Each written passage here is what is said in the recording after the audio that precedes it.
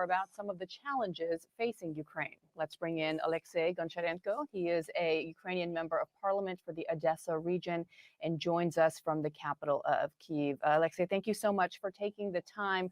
Obviously, a lot of focus on what's happening in Europe and what's happening in Washington, D.C., with a stopgap measure put into place to keep the U.S. government open, but strikingly omitting $6 billion in aid for Ukraine. President Biden says that overwhelming support for Ukraine still exists and that money will come in the future, but it is symbolic that money was omitted to get a deal done. Speaker McCarthy also says that he supports Ukraine, but not at the expense of U.S. border patrol and safety. What is your response to that now that it seems to have turned into somewhat of a binary issue? Support U.S. borders or help support Ukraine? Hello. First of all, I think that is a false choice. With all respect, I think that U.S. borders should be secured. It's a question of the United States of America and its people, and they're absolutely capable to do this. But to have secure United States and secure world, there is a need to support Ukraine. Because without this, if Ukraine would fail, and Ukraine will fail without United States support to Putin, to Russia, then Russia, emboldened Putin, will attack, and he will go further, and he will attack European countries because he wants to rebuild Russian Empire and Soviet Union, how he sees it. And then it will be already American soldiers and officers fighting against Russian army. Today, no one American soldier or officer is taking part in this war. We don't have any boots on the ground, and United States can prevent this awful scenario of a really third world war just by financial and military support to Ukraine, which is, I think, the best possible option and one of the best investments in American history. With just 3% of United States military budget, Ukrainian army destroyed 50% of conventional weaponry potential of second biggest rival of the United States in the world after China, Russia. Alexei, Zain here, what would you say to American lawmakers, American Republican lawmakers, to convince them of that? Because there is this perception among the GOP, especially hardline GOP members, Republican lawmakers, that the war in Ukraine is not their problem, that the war in Ukraine is Ukraine's problem, and that America has already done enough, borderline done too much. You're pointing out the fact that, listen, if Ukraine loses this war, if America allows Ukraine to lose this war, there are far-reaching consequences for the entire world, that the international rules-based order is in jeopardy. How would you convince Republican lawmakers of that argument? First of all, as I told you, this is a great investment by securing and keeping alive American soldiers and officers. Just imagine, like I met one American officer, Marine, he said that for all his life, he's now retired, but he said, all my life I was preparing for the war with Soviet Union and with Russia. And now you're stopping Russia without any one American soldier and officer involved and killed. I think that is great. Secondly, what I would tell to lawmakers from Republican side, what would President Reagan say about what they're doing today? Getting support of Ukraine. Thirdly, what I would say, if Putin will continue his aggression, the whole Europe will be in mess. And Europe is the biggest trade partner of the United States of America. So millions of jobs in the United States are dependent from what's going on in Europe. It's been hilarious how unhinged the Ukraine supporters have been. Yes. They just say stuff, hoping people have no prior knowledge and hoping it stick. That guy is an unhinged neocon spreading conspiracy theories. The conspiracy theory that they've been running with for the last few months to convince the average American, like some average guy in Nebraska or some mom who live in Nevada, right, or some struggling worker in Florida. They've been using this argument how they can convince American workers to care about what's going on in Ukraine, a country thousands and thousands and thousands of miles away. Not they are neighbors to Russia. They've never been part of Western allyship.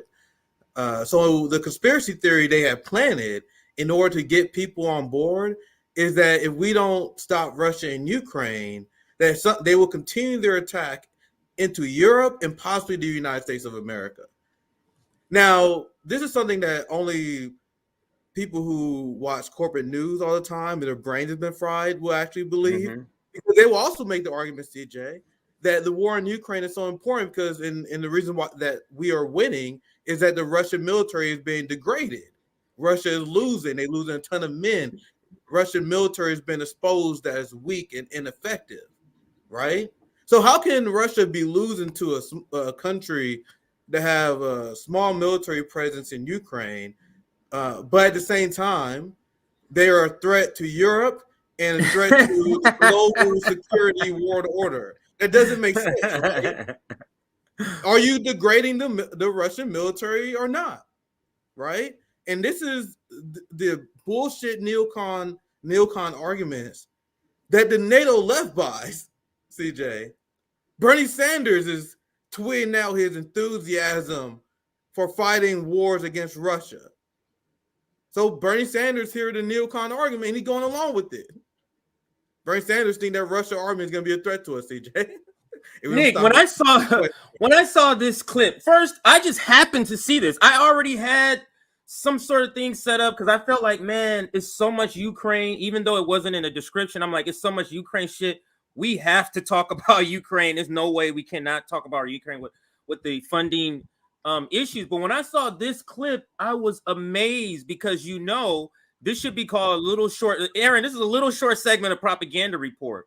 Let me bring this back up just for one moment. Nick, you understand they introduced him as some sort of Ukrainian elected official or something in the Ukraine government. If you hear the talking points, this is either the CIA wrote what he's saying and he just rehearsed it, or this is somebody else, man. There's no way you hear the points. What Ukrainian-born person who loves their country and have seen several 100,000 people killed in the war would be on here praising, using as a reason for good that you don't have to send your people over here to die. Yes. All of us. This is insane. Like when I was here, I was like, what? Because I wasn't really, how when you prepare for the show, by the time you get 90% of your show, now you're just kind of looking at different clips. So I just had this running and I started hearing, I'm like, what? And then when he got to the Ronald Reagan show, I was like, oh no, this is a CIA agent right here. I'm like, oh hell no. Bringing up Ronald Reagan? Go ahead. They openly teamed up with Ronald Reagan and Mike Pompeo and John Bolton. And the NATO left is like, we're correct this time. And how crazy is this guy? This guy is supposed to be Ukrainian, as you said, or part of the Ukrainian government. And he's openly bragging about the fact that they're sacrificing an entire generation of men in order for the West to achieve their geopolitical aspirations. And that's why my patience worn out on the NATO left, literally at least by the beginning of the year. I'm like completely done with them. Like they're oppositional, they are the enemy, they are Nazi collaborators. I have nothing but disdain, because at least you understand why Mike Pompeo has this position. John Bolton has this position, right? Why Chris Christie has this position, because they don't care about human life. So the NATO left, the Bernie Sanders left. We're going to get to this later, and actually I may transition this very soon since we're talking about Ukraine, where Bernie is going full throat on this. The NATO left, the Matt Duss left, the TYT left. They legitimately believe they are the compassionate ones. They do. They think they are the pro-Ukrainian ones. We want to protect Ukrainians, so we got to go to war. War is peace. War is how we traditionally protect people, right? History is not real. Don't look at history. It's anti-logic. And let me read what it says on the screen. It does give his official title. He is a Ukrainian member of parliament. Yeah, and that's who he is. But it's completely unhinged. Go ahead, Nick. And then And one thing I'll say, and I'll pass it back to you. You had hundreds and hundreds of thousands of Ukrainians that are dying, and I'll put this up just shortly. Yeah, go ahead. You had a counteroffensive that the West started manufacturing consent around this time last year. It's been going on for maybe 10 months or so now. You have, and this is what they have gotten, despite the massive, massive casualties of the Ukrainian people. The United States government even complained that Ukraine is too casualty averse, believe it or not. But despite that, CJ, Russia has gained more territory this year than Ukraine during their so-called counteroffensive. I think this was a good time to interject this because people like Bernie Sanders think, and the Bernie Sanders left, they think they are being humanitarian by saying, let's continue this slaughter in a war that they have no chance of winning. Why? Because the neocons, CJ, say that they want to do it to degrade the Russian military. So are we to believe that the Bernie Sanders NATO left truly believe that neocons who openly saying they care about sacrificing Ukrainian people really care about Ukrainians? At what point do we stop giving them the benefit of the doubt? Right? I don't. I legitimately don't. When I see Matt Duss, when I see Marianne Williamson, fam, I give no one benefit of the doubt. If you get this issue wrong, the people who get this issue wrong, Marianne Williamson, she wants Ukrainians to die so weapon manufacturers can expand their influence. Why should we give them benefit of doubt? Why should we give Matt Duss benefit of doubt? But sorry, I went long. I passed you. No, what I was going to say is that I think they start from the conclusion, Nick, and work backwards because this is how they started. Bernie, AOC, all of them. Marianne, it's I want to be relevant. That means I have to pick a party. This is the blue party. They believe this and this. I can't go against these things or they're going to decapitate me politically. So I have to stay with that. Now I have to come up with reasons why this makes sense to my normal, supposedly left audience.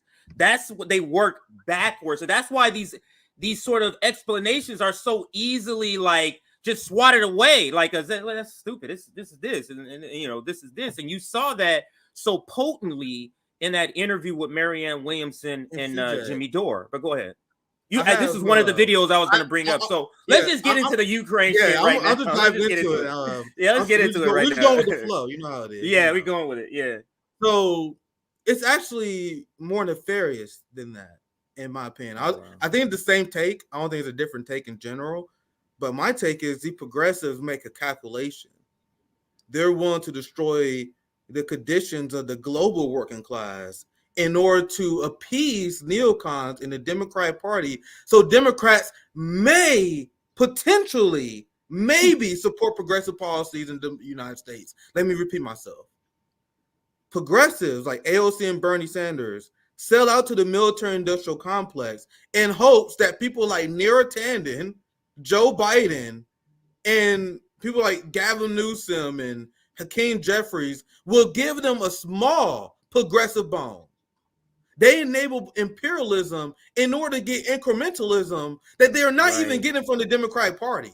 You guys see the say that again. Say that again, please. That has got to get on the shirt. That is making me tingle when you say they get they. What did you say for militarism? Say that line again. Yeah.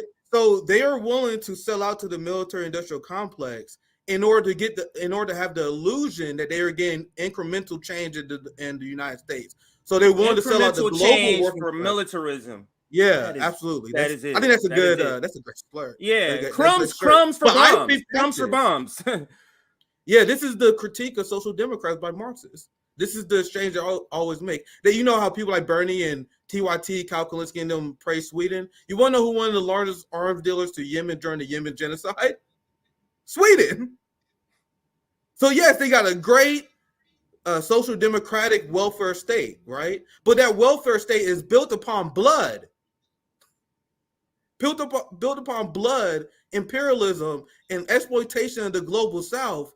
And United States Social Democrats know that, CJ. So they are making the same gambit that social democrats like in Sweden and Finland and Norway made. Where they said we're going to team up with NATO and the military-industrial complex in order to fund our social welfare state. So we're going to make sure the white people in our country is comfortable. But so they're just projecting. They're just projecting that they love workers of all shades all over. That's just projection then, Nick. That can't be true. This is why they can make the decision about Palestine. This is a perfect like sort of end result of this sort of ideology. This is an example. Like this is how they read. Oh, for some NLRB appointments, let's go. We got to sell out Palestinians. That's it. Yeah, they're weak on corruption and human rights. CJ, they are Kyle Kulinski, and this is what I said during the breakdown, Crystal Ball. when she was chilling for Joe Biden. They are willing to be weak on human rights and corruption in order to get small incremental change. Right? And that's the gambit that we sniffed out from day one. And that's been the critique of social democrats that I looked more into once I realized there was losers destined to lose, right? I was part of the Bernie campaign. I was part of the team, right?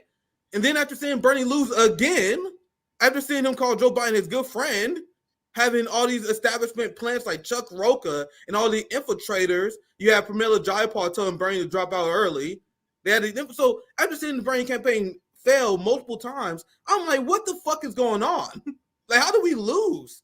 So I studied the critique of social democracy. I read more about Marxism. What's to the left of this? Who actually won in the revolution? Mostly the people who followed the tenets of Marxist-Leninism, or the people who had successful revolutions. Meanwhile, social democrats are we don't know what the fuck to do. Our unions are so out by capitalists. The working class are getting demolished. We're voting for ICE budget, police budgets. Oops, we accidentally lost again. Pramila Jayapal. Oops, we accidentally lost. The United States social democrat left was literally manufactured by the CIA, the Democratic Party, and capitalists to have a weak left opposition.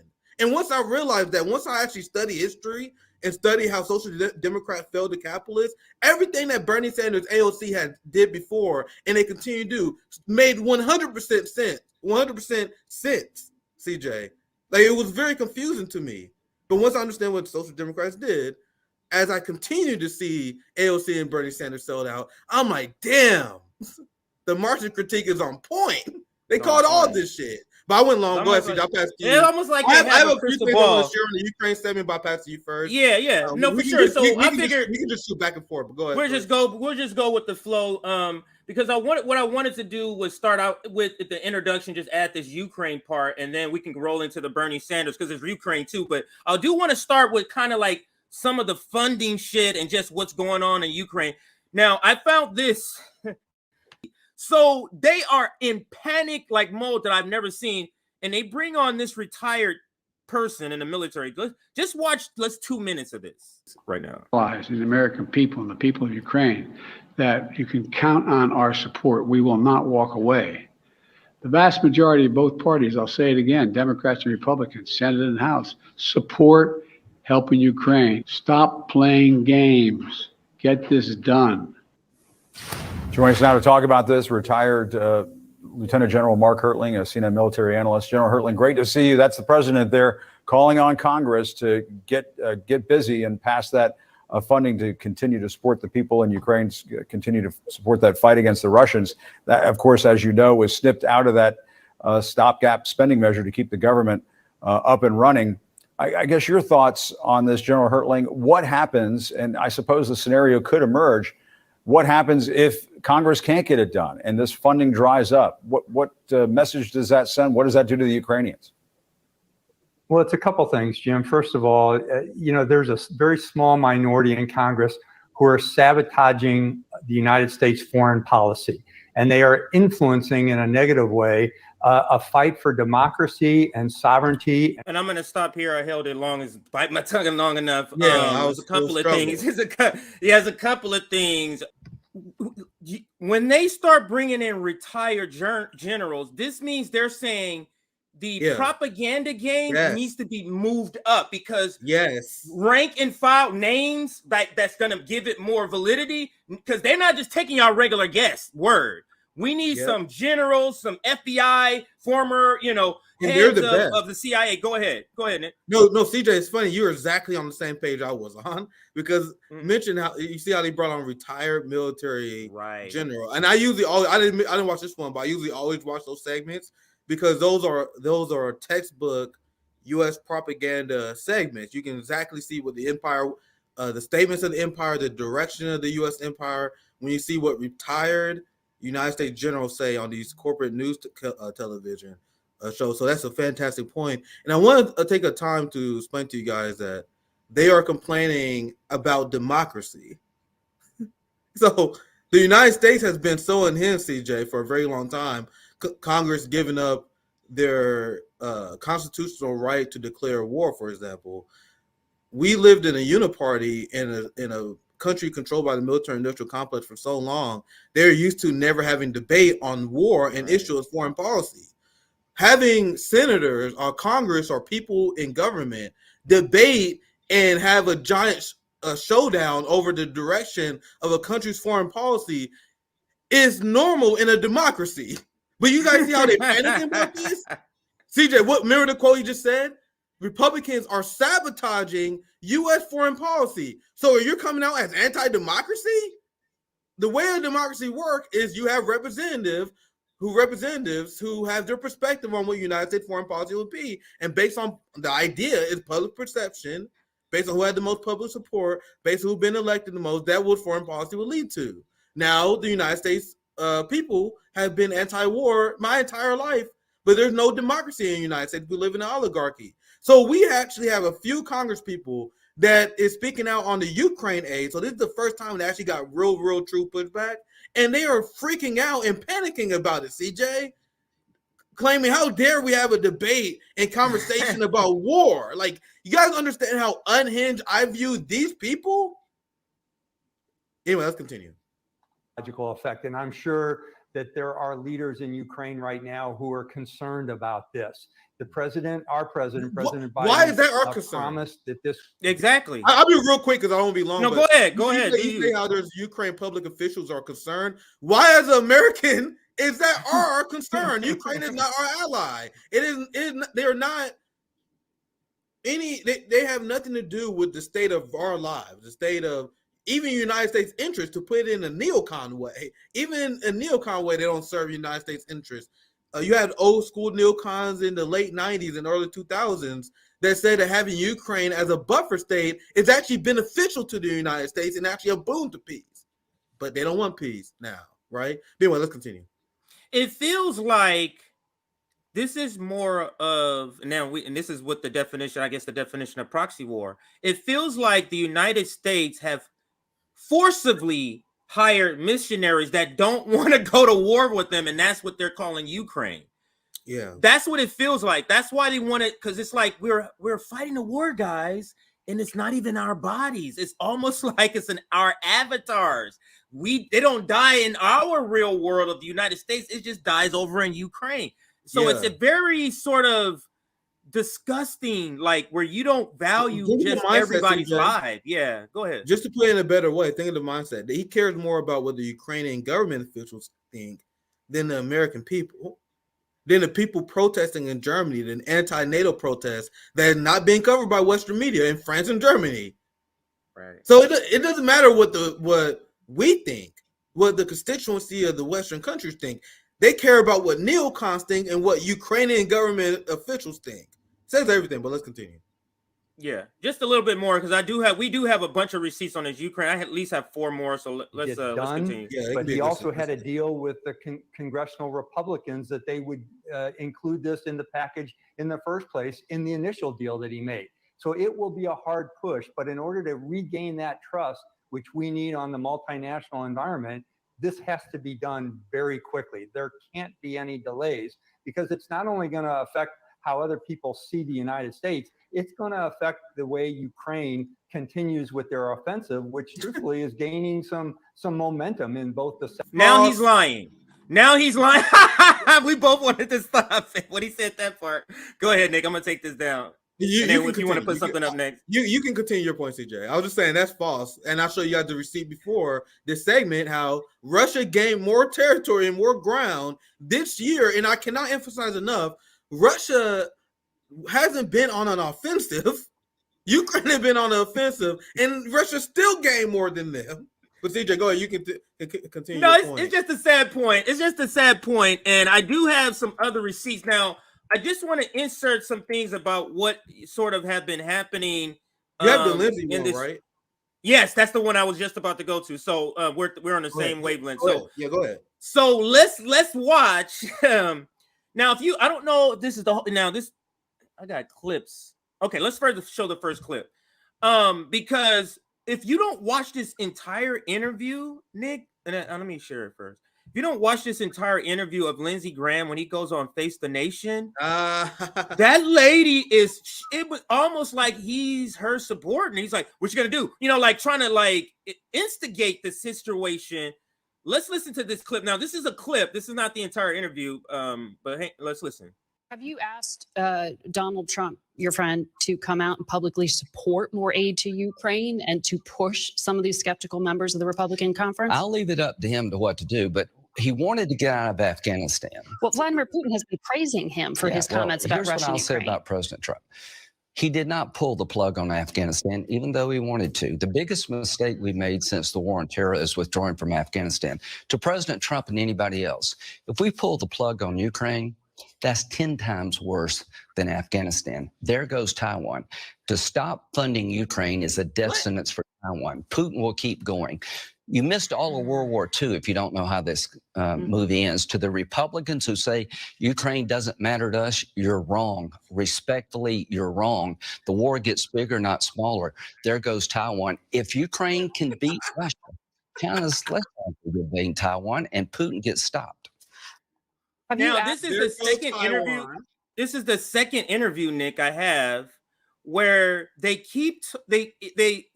always lead to Taiwan. The conversation goes to where they're saying, well, yeah, Russia, but this is all about Taiwan. What is this going to say to China? Go ahead, Nick, if you wanted to chime in. There goes I found the full interview too. We don't fund Ukraine. There goes Taiwan. How does that math work? You guys see how they just openly lie? For one, Taiwan is a part of China. Repeat after me. NATO acknowledges Taiwan as part of China. The United States has acknowledged Taiwan as part of China ever since they restored diplomatic relations in the 1970s. Repeat after me, neocons. Taiwan is China. China, through their grace, allows Taiwan to govern independently. And this is the status quo that 80% of Taiwanese people support. But Taiwan is just as much a part of China as Hawaii is the United States. In fact, there is more Chinese claim for Taiwan than there is United States claim over Hawaii. Right. Taiwan is, do you guys know Taiwan is 3 times closer than Hawaii is to the United States regarding China to the Taiwan to the mainland. Most people who have this Taiwanese derangement syndrome, especially people on the right, they can't point out Taiwan on the map, CJ. They think China's going across the seas. They think they're going next to Europe and taking over Taiwan. And that is what Lindsey Graham is presenting. Oh, we don't fund Ukraine. Oh, all of a sudden we're going to lose Taiwan. Taiwan is not the United States to lose. You guys see how there's levels and layers of propaganda? What he's saying is wrong on multiple dimensions because his conclusion is based on the premise that the United States somehow owns Taiwan. Imagine if China was arming anti-United States Hawaiian sovereignty protesters, the Hawani K Trust of the world, right? The United States will use that as a pretext to go to war. Biden has sent weapons to Taiwanese separatists. They sent nuclear submarines to Australia to Japan in order to provoke China for maintaining their territorial sovereignty the same way that anyone else would. And the fact that they tie this to Ukraine, as you said before, CJ, just shows how desperate they are. And they really are hoping that people who are watching this have no idea where any of these countries are. Based on their analysis, Ukraine is right next to the UK. Taiwan is somewhere in Central America, right? And China has been the hostile foreign invader, and Russia has been the hostile foreign invader, crossing lands and oceans to Ukraine. But Ukraine is right next to Russia. There have been generational connections between the countries. People crossing borders for hundreds and hundreds of years. The same way with China and Taiwan. China originally lost Taiwan due to Japanese imperialism. Imperialism, right. But I can lecture you guys for Taiwan for days. I covered it so many times. But what Lindsey Graham said there is actually great to see, CJ, because they're outright panicking. Because I would love to have a NATO leftist on, have a Matt Duss on, play them a clip where Chris Christie and Lindsey Graham is talking about Ukraine, and I want to be like, do you guys agree with this analysis of the world right now? Which analysis makes more sense to you? The Social Democrat, the analysis of Lula, and once again, I'm purposely choosing people to my right here.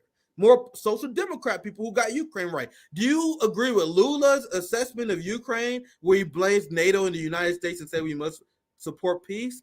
What is your criticism of Noam Chomsky's position on Ukraine? Once again, someone's to our right, a Social Democrat who's smart enough to get Ukraine right. So I would love to ask Matt Duss, a NATO leftist, that one day. Do you agree? What do you agree with regarding Lindsey Graham's take here? What do you disagree with regarding Noam Chomsky and Lula's take on Ukraine? But I'll let it continue. I think you guys get my point. I'll pass yeah. So I got the full clip. It's not that long. We'll maybe listen to maybe 2 or 3 minutes of it, and then I'll pass it to you for any receipts. I got maybe 2 more, and I want to and then we'll probably roll in Bernie and let it flow. Let's listen to this. South Carolina Republican Senator Lindsey Graham. Good to have you here in person, Senator. You just voted for a short-term deal that doesn't include a cent for Ukraine nor for the U.S. border. Right. She looks like she's offended herself. A like, cent for Ukraine. How dare you, sir? We're back now with South Carolina. I want to rewind it just so you can see what I mean again. Republican Senator Lindsey Graham. Good to have you here in person, Senator. You just voted for a short-term deal that doesn't include a cent for Ukraine nor for the U.S. border. Right. How did you swallow that? We had to keep the government open. We got 45 days to fix both problems. I listened to Kevin closely. There will come out of the Senate soon a bill that will have 3 legs to it. Disaster funding, we need more, not less. Robust funding for Ukraine to get them through the next fighting season, not $24 billion, and a major effort to secure our border. I believe there's bipartisan support in the Senate to do both, and it will go to the House hopefully in the next 30 days.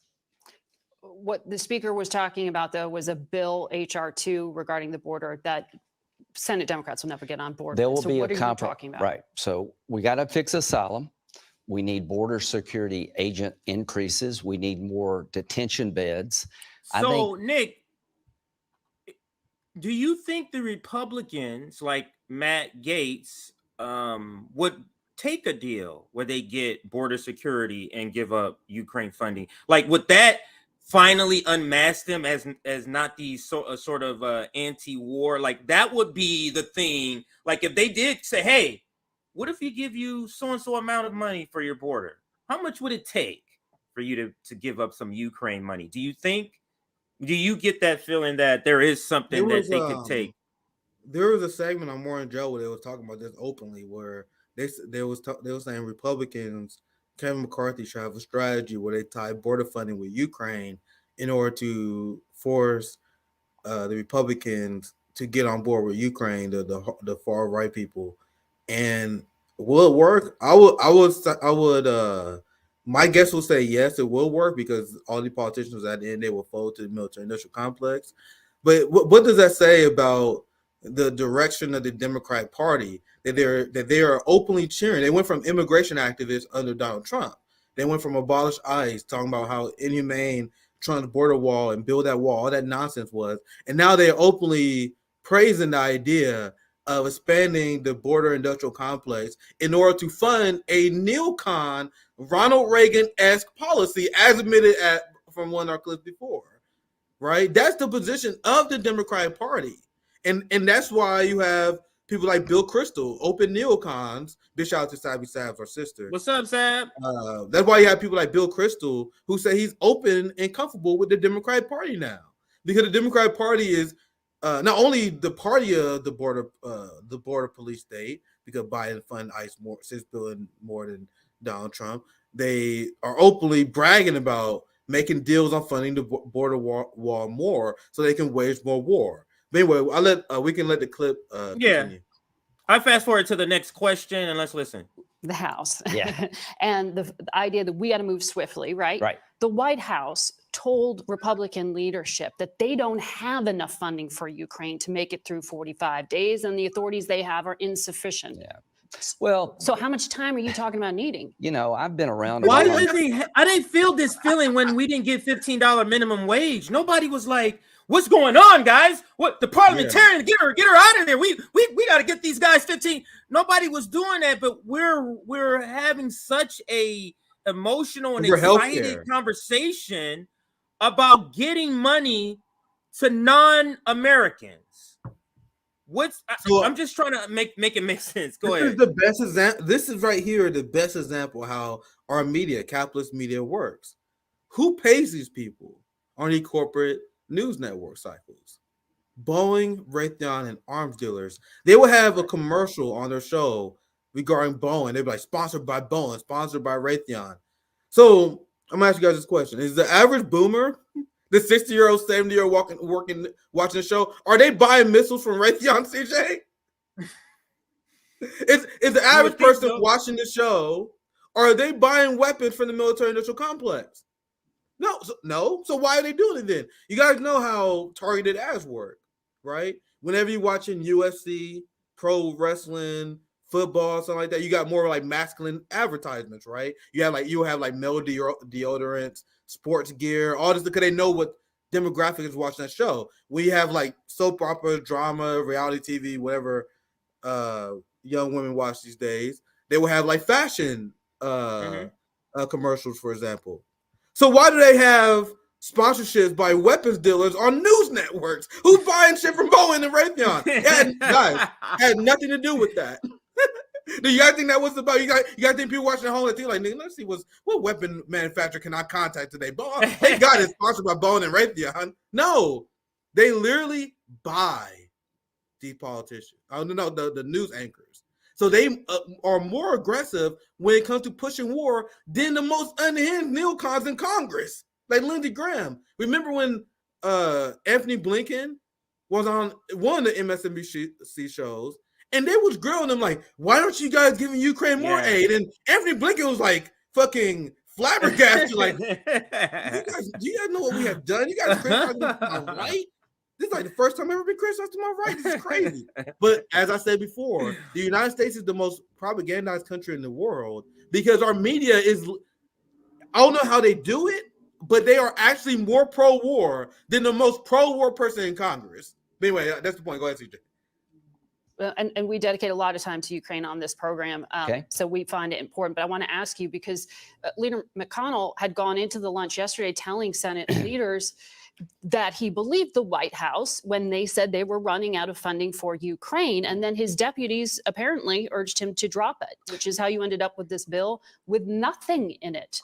She is so offended. She is so offended. McConnell's been great in Ukraine, but he picked a formula to lose votes for Ukraine. To expect people like me and others to vote for Ukraine aid without border security is unreasonable. Mitch made a miscalculation. He's been great on Ukraine. I told him 1,000 times, the key to Ukraine funding is to deal with a broken border. 107,000 Americans have died from fentanyl poisoning, from fentanyl coming across the southern border. We haven't lost one soldier in Ukraine.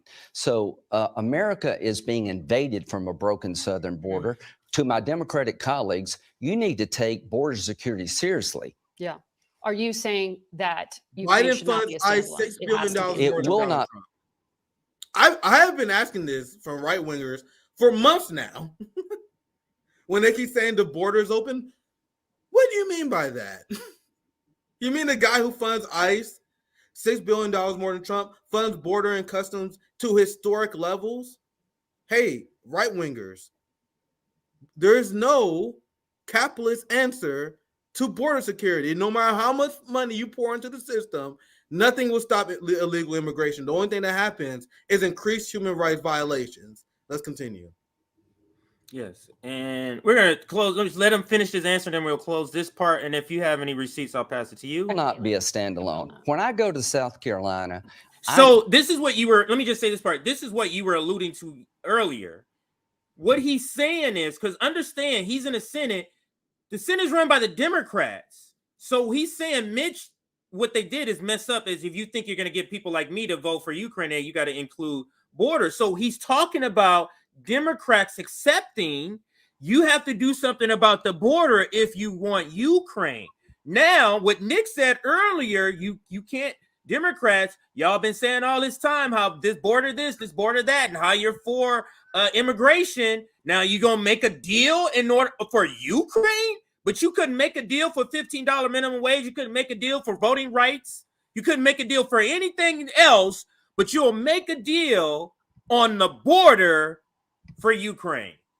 That's essentially what we're being set up to have to buy. Because remember, there's an interview, and I'll bring this down just in case you have any receipts. There's an interview, and later it's a separate segment. These all could be kind of rolled together, where we want to talk about when we get to Bernie Sanders and AOC. But AOC sort of alludes to this.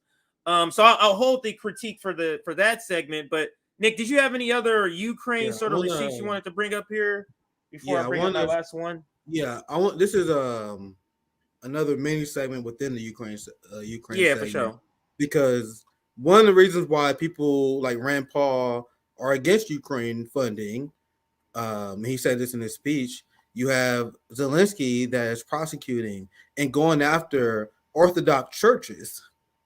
They are cracking down on the freedom of religion because a lot of these Orthodox churches they are ethnic Russians, and they are smeared by the Ukrainian government as being pro-Russian because, as I mentioned before, Ukraine is right next to Russia, and they have generational ties that go back centuries and centuries.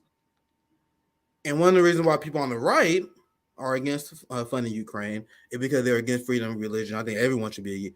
I think everyone should speak out against countries that crack down on that, even if you're on the left. But the anti-fascist argument against Ukraine, which literally the NATO left or weak on fascism now, is that we should support Ukraine because they ban opposition parties. They ban the right to collectively bargain. One of the first things Nazis did in Germany is ban collective bargaining rights. So Nazi countries do what Nazi countries do, right?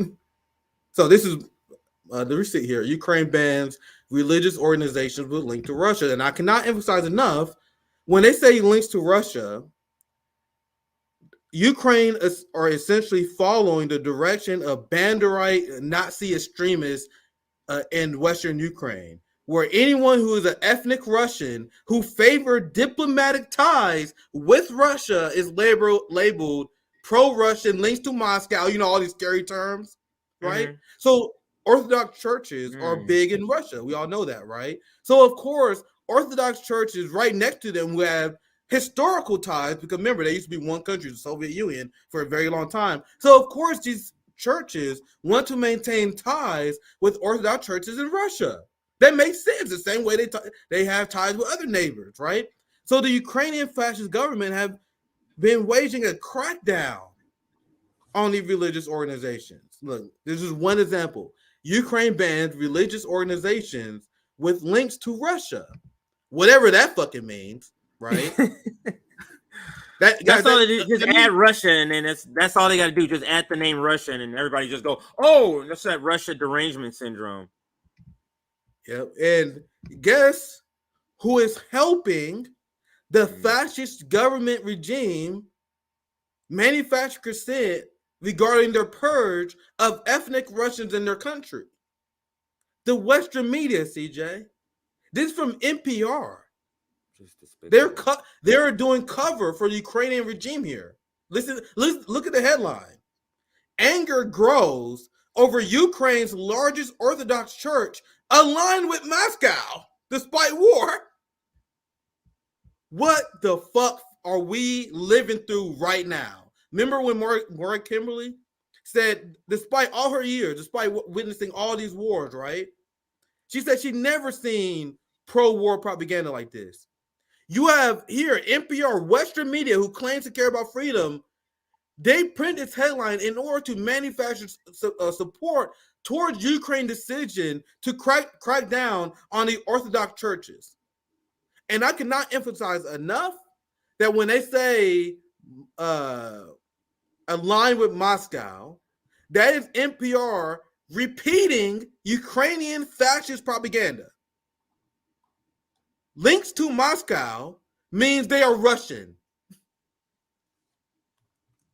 What is the political goal and objective of the Azov Battalion and banderites in Ukraine that they are willing to get done using political violence, if necessary, waging war, cleansing their country of what they view as impure Caucasians.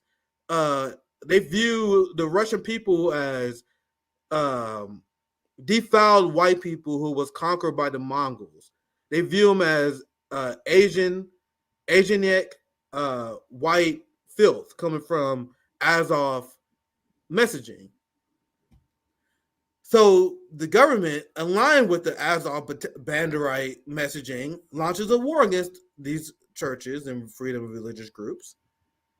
And now our Western media is attacking those groups now. Isn't that something? This is what Rand Paul was talking about. This is what even Ron DeSantis has been picking up in his talking points. Yeah, they've been breaking. We should never fund these people because they're cracking down on our religion. They are cracking down on Christians, right? And that's what Rand Paul said as well. So let's see if I can find that. And so what? I mean, this is one of the questions I would love. Like when you said, I would love to talk to these NATO left. What do they have to say about this stuff like this? Like, what do they say about these crackdowns on democracy? How can you, that's why I want to hear them. And Nick, and the thing is, Nick, I went looking. So you know, I play these little intro videos in the beginning before we even get started. So I have to find a lot of video content. You know, I went to their page because we went to talk about Ukraine.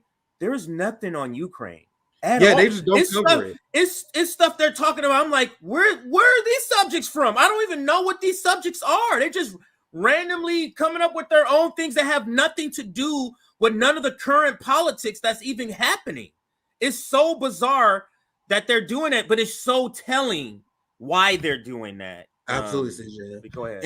And they refuse to address the issue. They're deeply unserious. They view themselves more credible than RBN, like the David Dole's Humanist Report. Meanwhile, they talk about nothing but ridiculous red-blue bullshit without ever covering Ukraine. We cover foreign policy. At least I cover foreign policy every damn stream. Mm-hmm. Every stream. It's the most important thing to cover in politics. There's nothing to talk about in terms of national politics other than foreign policy for the most part, right? But if you look at any of these people's pages, if you go on David Pakman, Rational National, Humanist Report, to your point, they will go weeks and weeks without ever covering foreign policy, state violence, real issues that actually the government is responsible for. So we played this clip before. I was going to play this to wrap up my quick segment regarding Ukraine cracking down on freedom of religion, their fascist tendencies. Zelensky. We played it before, but I think it's go well with the segment. Worse than that, Maria, they've canceled the elections. What kind of democracy has no election? So next year, Zelensky said he's not going to have an election because it would be inconvenient during the war and would be expensive. Well, the thing is, if you don't have elections, why in the world would we be supporting a country that's not a democracy? They've banned the political parties. They've invaded churches. They've arrested priests. So, no, it isn't a democracy. It's a corrupt regime. And are the Russians any better? No, the Russians are worse. But at the same time, we don't always have to pick some side to be on. But the ultimate reason I'm against this is we don't have the money. And when we borrow more money, it leads to more inflation, leads to more likelihood of recession in our country. And so we just can't keep doing it. The funny thing is, he doesn't even use like a left anti-war argument, right? No. He doesn't say we shouldn't be there because we got to save Ukrainian lives. I'm against war. He said most importantly, I'm against it because we can't afford it. But also, by the way, Ukraine's fascist, by the way. I think that's interesting. Like when you look at his objections, it's not even like inward, and it's why we're not fans of Rand Paul. It's not even on left principles. It just we shouldn't be spending money over there. We should be spending money and probably find China or some shit. You know what I mean? That's the general right-wing critique. That last thing, I'll pass to you, CJ. I got one more part. We still got the Bernie part coming up, but go ahead. Yeah. And then I think after this video I'm going to show you here, we can roll into Bernie and AOC. Bernie first and then some AOC stuff I got. But I had to have shown you this. I don't think you've seen this, but this is kind of shocking too. This just goes to the establishment is freaking out, and Max Boot writes this article on Washington Post because we're ad blocked out or whatever is behind a paywall. Luckily, he came on CNN to talk about the article, but in not only talk about the article, but in the article, he tries to answer some of the critiques about how it's corrupt, like some of to the point that Nick and I are making now, how they're corrupt, or that Rand Paul made. So let's listen to this here. Today's gathering is happening just after the U.S. Congress passed a short-term spending bill that does not include $6 billion in aid, which the Senate requested for Ukraine. In the wake of that aid suspension, Ukraine's national security advisor is expressing alarm, telling CNN that America must choose between dark and light. Dark and light. America must choose between dark and light. What movie are we watching with these descriptions? Like, this is getting to this is why I use the term, it's getting to like a Hunger Game level, because if you remember the movie Hunger Games, it's very like over the top with when they're doing like the little TV shows and stuff. It's very, very over the top. But let's continue with this guy in his this segment. We need to see whether the United States is responsible for democracy in the world, whether it remains a country that supports democracy, or whether it is a country that will stand by and watch as authoritarian states seize more and more territory. We're joined now by Max Boot. He's a columnist for the Washington Post and a senior fellow at the Council on Foreign Relations. Max, thanks so much for being with us this afternoon. I know this is going to be a good one. Like, anyone who follows anti-war shit know that Max Boot is one of the most unhinged pro-war journalists in the modern era. Like, he's up there with all of them. Like, anyway, let's continue. You guys see what I mean? What I mean very soon. Like, Max Boot is a name that immediately comes to mind. Like, I read it's countless unhinged opinions regarding from Iraq to Afghanistan to Ukraine to Yemen. Everything this guy says is crazy. So of course CNN brings him on. Anyway, let's continue. As the advocate. What I'm talking about very soon. It's like when they bring on John Bolton. It's like when they bring on. It's like, really? This is who you're bringing on? But let me read the title of his opinion piece since it's on the screen, because it says Ukraine aid is a great investment. Don't let MAGA Republicans in it. Yeah, I saw this article, but I couldn't read it because of paywall, like you said earlier. So I'm glad they're doing this segment. Go ahead, CJ. Yeah, but let's play it. Let's listen to what he says and how he describes it. Post detailing Ukraine aid is a great investment. Don't let MAGA Republicans end it. You go into detail about why you say that would be a catastrophe. Let's step back. What do you think the basis is for the opposition to Ukraine aid among these Republicans? I think there's a lot of isolationism among Republicans. I think there's also some affinity for Putin. I think a lot of this is being isolationism and affinity for Putin. They never, Nick, these people, when we present arguments against the war, they don't have substantive arguments. They just go to the Looney Tune Hollywood argument. Putin, you're a Putin puppet. Like, no, engage me intellectually with the points. They don't never do that. And it's to this point here, he just says they just have some affinity and it's isolationist. That's it. One of the short tell signs that you're dealing with a neocon psychopath is when they use the term isolationism. For one, that is a focus group tested term that neocons use to attack peace activists. They have done that for decades now. And the term is actually extremely misleading because no one's an isolationist. If we are advocating peace talks, that is not isolation. Advocate, and this is what neocons never understand. Well, they do, but they purposely lie about it, right? Advocating for peace is not being an isolationist. Advocating for diplomacy and friendly relationships between countries is not isolationism. So I think Vivek Ramaswamy has a fucking ridiculous solution to the Ukraine war, right? But one of the things he says is that we should have normal diplomatic relationship with Russia.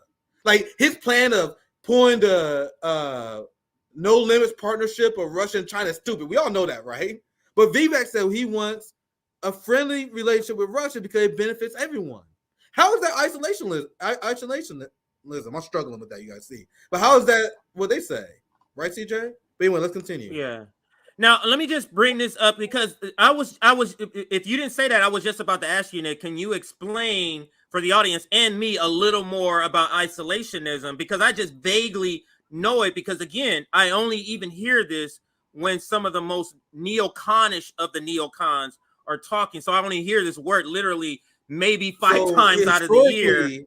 So I brought up the definition, but go ahead if you wanted to talk about it also. Go ahead. I'll be real short because I already kind of mentioned it earlier, but historically, it came from people who wanted the United States to enter World War II because the United States had mostly, we don't get involved with European foreign policy for a very long time. That's why this new neocon approach that people think is the normal, that's only been a thing for less than 100 years. Like when you look at it, late 1800s, the early 1900s, the United States had a hands-off approach. We wanted to focus on building our countries and solving our diplomatic issues, and also waging war against Mexico as well. Don't get twisted. Like we're gonna focus on our region. Like, you know what I mean? Let's focus on terrorizing our region. Let's focus on genocide in Native Americans. Let's focus on implementing the Black Codes. We don't have time to worry about Europe. So when people was advocating for us to enter World War II, they criticized people who spoke out against that as isolationists, right? Isolationists. You guys have struggled with that. Isolationists. So they smear people as isolationists, right? And that was very successful. The United States got in World War II, and there were a lot of public support for that. So seeing the success of that smear, they continue calling people who was critical of the Korean War and the Vietnam War as isolationists. They said, oh, didn't we, as the United States, learn the lesson from the rise of Nazi Germany, the rise of the Soviet Union? When the United States don't engage with the world, the world is less safe. So we got to speak out against isolationism. They took that and they expanded that to now the new neocon version, where anyone who speaks out against war in general, you advocate for isolationism. It's a term that you see high-level propagandists use because, they study history. They studied how to be a pro-war propagandist, and they learn from propagandists of the past. So that's when you see that CNN clip, you're dealing with masterful propaganda, and that's why I always think when I see someone using that term. But anyway, Mrs. said Nick, it was even more rapid during World War II. I'm interested in comments as well because I'm always interested in hearing more perspective on history. Nick, it was even more rabid during World War I. Yeah, that's fair. That's true as well. That is absolutely true. They use that term in World War I. Absolutely. Thank you for the comment. But CJ, I'll pass back to you. But let's finish this up here. Driven by Donald Trump. There are a lot of Republicans who know better, including Mitch McConnell, who said this is not the time to go wobbly. And it's pretty obvious that there are bipartisan majorities in both chambers of Congress to continue funding aid to Ukraine. But we need to overcome the obstructionism of a small number of House Republicans. So Max, obstructionism? You mean democracy? From these MAGA Republicans? You guys see the anti-democracy tendencies of these fascist authoritarians like Max Boot? So having a conversation and debate on whether we should spend money on war is obstructionism. That is obstructionism only to someone who is deeply anti-democratic. If you truly believe what you're doing is just in Ukraine, you will stand up and have this debate with the anti-Ukraine caucus, right? You will be relishing the exchange of ideas.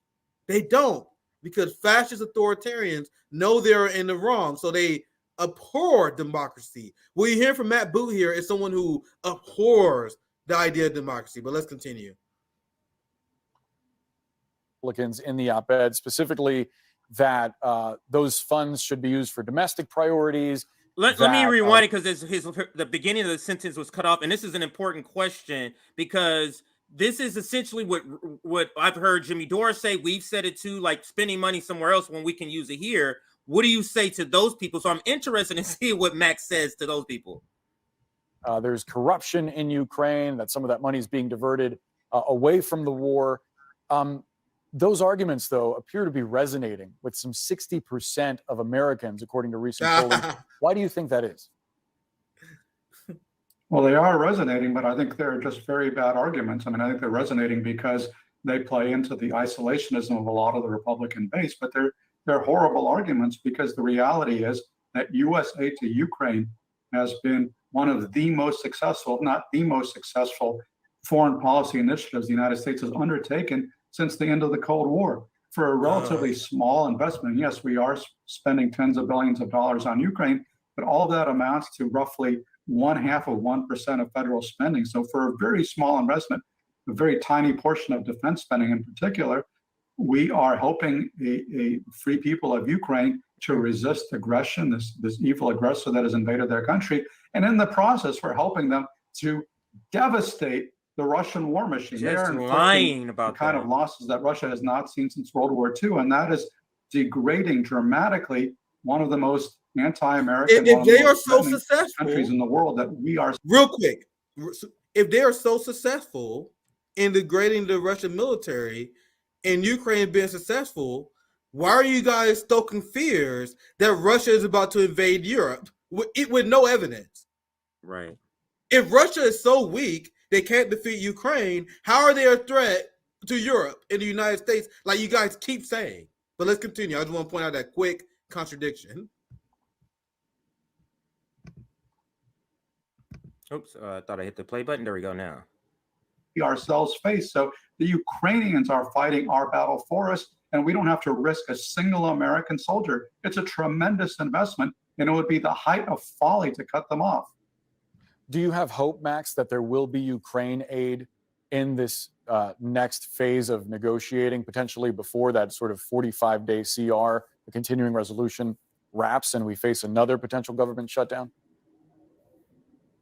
I do have hope, because at the end of the day, roughly 2/3 of each house supports Ukraine aid. Now, it's very ominous to see that there are now more House Republicans opposed to aid than in favor of it. But in the bigger picture, it's still about 2/3 of each house supports Ukraine. And there's not a lot of issues you can point to that have 2/3 support. So, Kevin McCarthy needs to do the right thing, put a bill on the floor right away, get the aid money flowing, because the Ukrainians are fighting for their lives, and they are fighting not just for their own security, but for our security as well.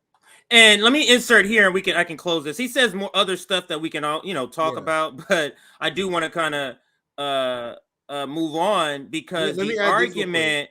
Yeah, go ahead.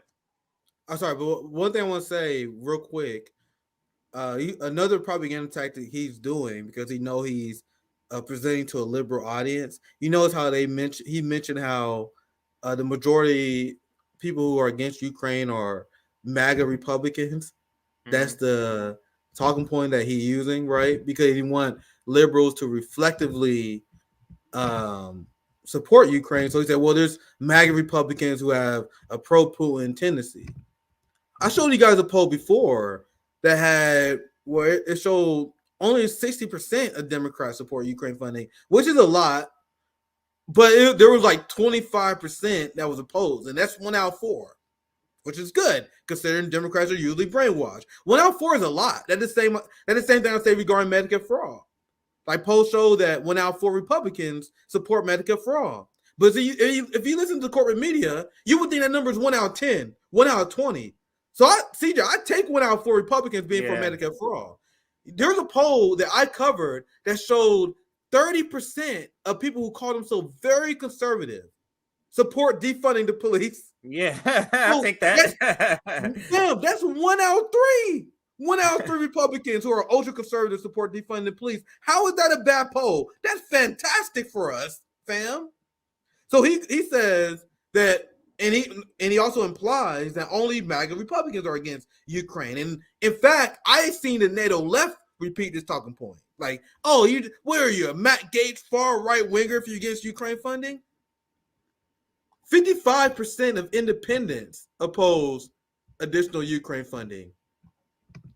So doesn't that just destroy the entire argument that there's somehow some MAGA Republican led charge? Now, that is true among the ruling class because there's a uni-party, but the idea that only far right fascists or far right people in the United States are against Ukraine is ridiculous. But I'll pass it back to you, CJ.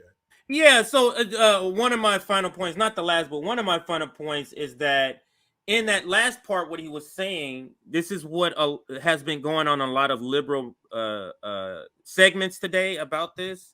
Kevin McCarthy, you just put the bill on the floor. Kevin McCarthy is choosing his career. This is the phrasing they're using.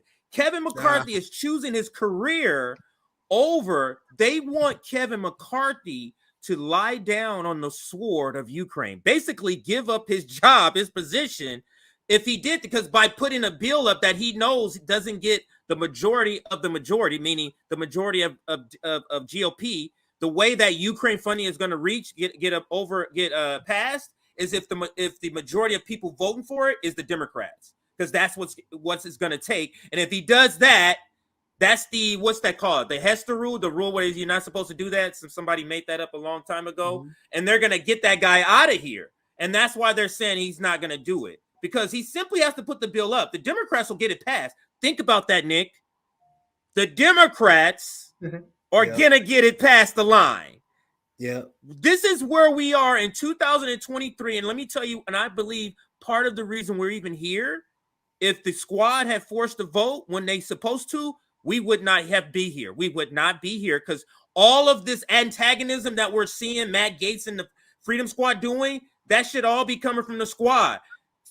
The AOC should have been the one that was out on the Capitol Hill steps today after having a speech about Nancy Pelosi on the floor, coming out saying, I'm about to put a motion to vacate Nancy Pelosi the fuck out of here. She said she was going to put defund the police bill on the floor. She said she's going to put Medicare for all on the floor. She ain't did shit.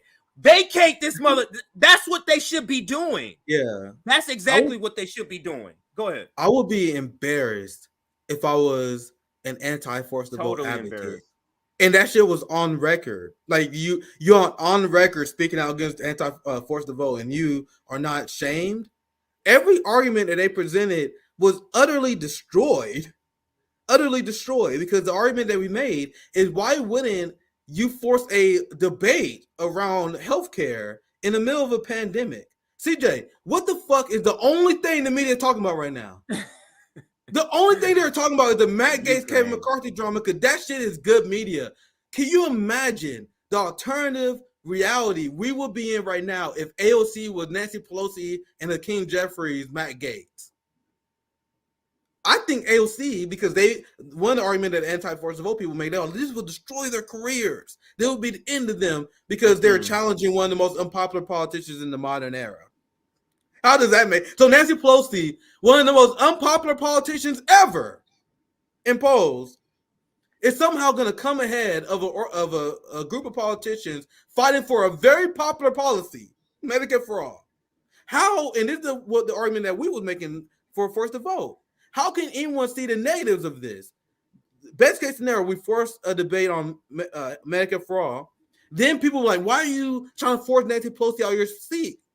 Then that starts a debate about why we are against Nancy Pelosi, because she's corrupt. Then you forced to talk about her inside trading. You forced to talk about her pro-war policies. You know, everything they talk about in the media, they're like, why is Matt Gaetz doing this? Every segment, CJ, I know you've seen them because you do as much homework as I do. Every segment is like, why is Matt Gaetz doing this to Kevin McCarthy?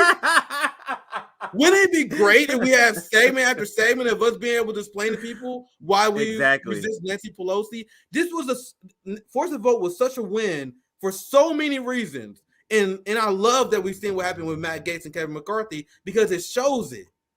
Matt Gaetz is demanding the media talk about his agenda.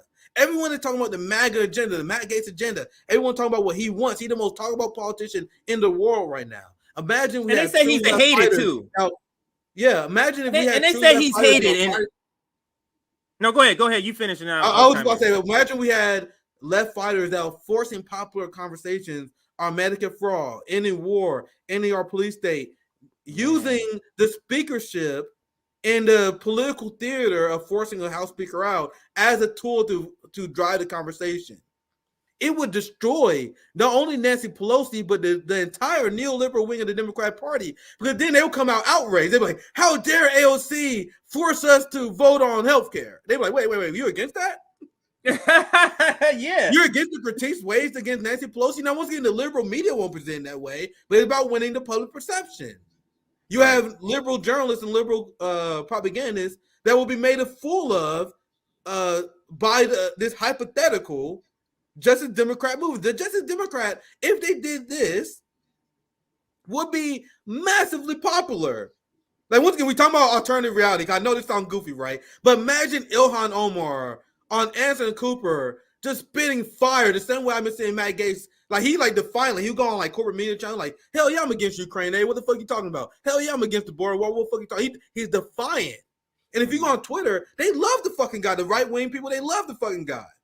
Imagine how popular AOC would be and Ilhan Omar would be if they taking shit by the corporate media. Even like right wingers who hate AOC and Ilhan, they will see the liberal media going after him for speaking up against Nancy Pelosi. They be like, "Nigga, I don't like AOC, but she's standing against Nancy Pelosi." So yep, they were shining good light. I promise you guys, there's so many effects like that will happen that will lead AOC and Ilhan and the squad being extremely popular in this alternative reality. But what is the reality that we're in? We're in the reality where they vote for Hakeem Jeffries and Nancy Pelosi, and now AOC approval rating. And I am not showing you guys. I'll show you guys every still on this multiple times. Is lower than Hillary Clinton and Kamala Harris. You guys know how A1 makes fun of Kamala Harris and how unpopular she is? AOC is more unpopular than her because she voted for Nancy Pelosi and King Jeffries. So the people who believe that AOC's career will be destroyed if she forced to vote, her career will destroy in terms of public perception, so much so she had to openly sell out because she didn't force the vote.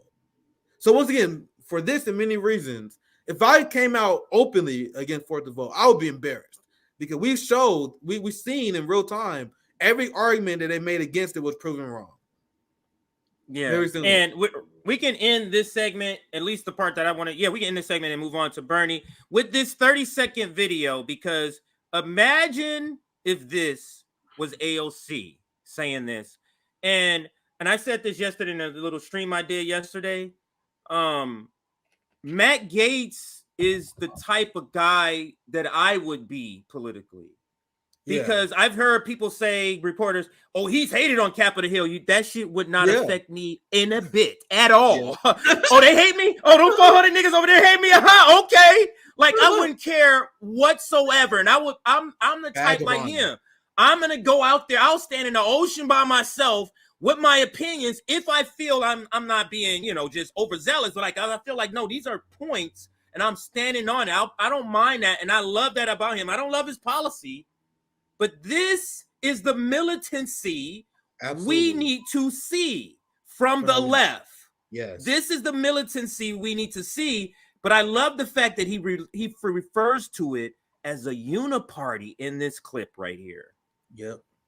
This is let me just play this. Are you worried about throwing this institution into chaos, paralyzing an institution that your party runs? You know what I think paralyzes us? Continuing to govern by continuing resolution and omnibus. You know what I think throws this institution into chaos? Marching us toward the dollar not being the global reserve currency anymore. You talk about chaos as if it's me forcing a few votes and filing a few motions. Real chaos is when the American people have to go through the austerity that is coming if we continue to have $2 trillion annual deficits. You don't know chaos until you've seen where this Congress and this uni-party is bringing us. Chaos is... That is the verbatim should have been said by anybody on the left. Anyone. Please, go ahead, Nick. CJ, he just dismantled that motherfucker's talking points. Just like that. And like you said, that exactly should be the talking points of AOC when asked about why they calling chaos in the House when voting for Nancy Pelosi. They should be militantly this. So Gaetz has, like, especially economic issues, his class issues, his Western exceptionalism is unacceptable, right? But this model of politician is exactly what we need to see from the left. Someone unapologetically fighting for his constituency. I'm gonna see if I can find this tweet here soon, where because there's breaking not too long ago where Matt Gaetz filed the notion to vacate for Kevin McCarthy. So we may gotta do that breaking news segment where, because I saw this while we were doing I saw this right before we went on stream. Kevin McCarthy tweeted, "Come bring it," in response to the breaking news. So then Matt Gaetz quote tweeted him, said, "Yes, I did." And Kevin McCarthy is getting ratio to oblivion. And Matt Gaetz he's been shot. I just did a quick scan, CJ. He is an absolute fucking hero of that would be AOC. Of the right wing. A legend, a walking legend. I'm not saying AOC. I'm saying AOC would be a walking legend. Yeah. Like instant credibility on the left. Like, wow, no, she's taking that shit to the mat, like this guy is doing. And he said it in many interviews. I don't care if this is it for me, this is it. But I'm going to bat right here. This is it. I'm laying down. Because he said, because what I love about this part too, you can take it down if you want. He says, austerity's coming, people. And he's saying it from a different perspective, but it is the same reason. The dollar is de-dollarizing. That means austerity's coming. Oil backing the dollar is over. This artificial propping up of the dollar is over, and it's going to be almost overnight when it hits the fan, Nick. And he's saying this shit needs to get under control. Now, I have a different solution. MMT is a whole lot of, Marxist perspective, a whole lot of different. He's saying as far as getting uncontrolled spending, if you have a different solution, but at least he's talking about this being a uniparty problem. And that is key for people to understand. These two parties are not working against each other. Don't show me that. Go ahead, man. Go ahead. Go ahead. I'm sorry.